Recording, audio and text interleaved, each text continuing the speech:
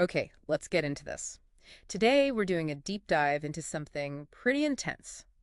The psychological world of drone operators, the remote warriors. Right. And our sources really focus on this strange paradox at the heart of it all. Exactly, this paradox. You've got operators fighting a war, maybe from Nevada, 7,000 miles from the actual conflict Okay. zone, Yeah.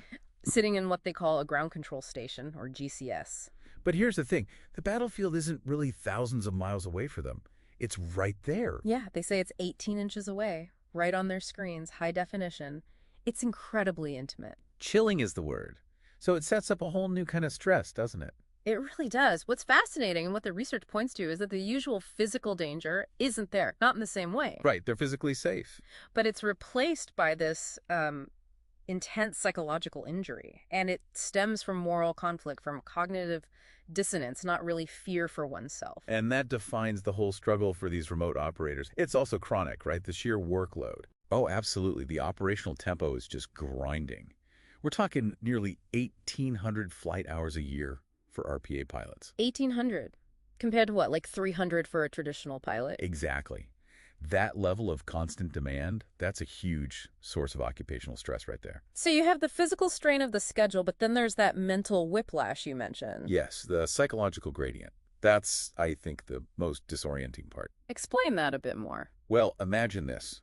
An operator carries out a lethal strike, sees the aftermath in detail, Okay. and less than an hour later, they could be driving home talking about dinner plans or, their kid's soccer game. Wow. There's no buffer zone, no decompression time like you'd have deploying physically and then coming home? None. It's an immediate jarring shift between starkly different realities, day after day. Hold on, isn't there an argument that the screen itself creates distance? Like the PlayStation mentality idea we hear about? Ah, yeah, that myth. The sources we looked at really push back hard against that. It seems to be the exact opposite. So not detachment. No, hyper-engagement. The technology fosters what researchers call cognitive combat intimacy. Cognitive combat intimacy. Okay, what does that mean in practice? It means through persistent surveillance, sometimes lasting days or even weeks, they watch targets constantly, In high def. in incredible detail.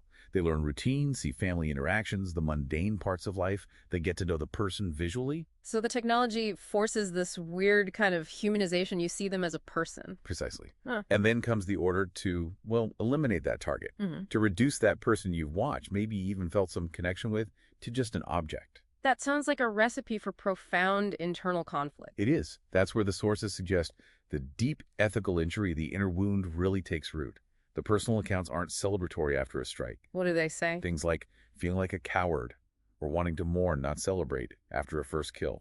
Real turmoil. So if it's not the classic fear-based PTSD, the kind rooted in threat to your own life, what framework helps understand this specific kind of harm? Well, researchers are increasingly looking at it through the lens of moral injury. Moral injury. Okay. Yes, different from PTSD. PTSD is often about fear, about what happened to you. Moral injury is more about guilt and shame. Guilt over what you did. Exactly. Actions that go against your deeply held moral beliefs, like killing someone you've watched intimately, or witnessing civilian harm you might feel responsible for.